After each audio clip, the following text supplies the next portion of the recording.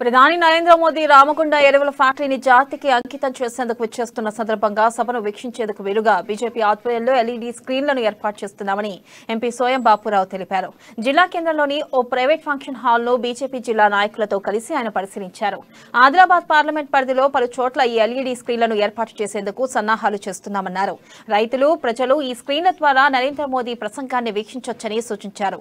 ఈ కార్యక్రమంలో ఆయన వెంట బీజేపీ జిల్లా అధ్యక్షుడు శంకర్, నాయకులు వేణుగోపాల్, దినేష్ మటోలియా తదితరులు ఉన్నారు. రావడం జరుగుతుంది.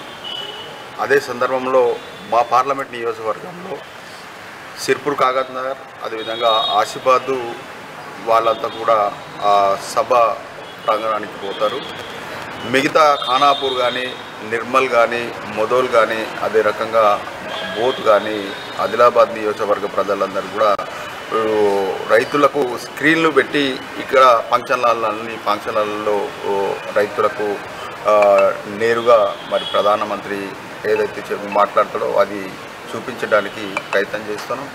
నిజంగా భారతదేశానికి స్వాతంత్రం వచ్చి 75 సంవత్సరం అయిన తర్వాత ఆ గతంలో ఉన్న ప్రధానమంత్రులు ఎవరు కూడా రైతులకు నేరుగా మాట్లాడడానికి ప్రయత్నం చేయలేదు. కానీ ప్రధానమంత్రి నరేంద్ర మోదీ గారు ఇప్పటికే రైతులతోటి 2-3 సార్లు అనేక రాష్ట్రాల రైతులతోటి మాట్లాడడం జరిగింది. కాబట్టి అదే రకంగా ఇవాళ ఆదిలాబాద్ నియోజకవర్గ రైతులతోటి నేరుగా ప్రధానమంత్రి మాట్లాడుతున్నారు.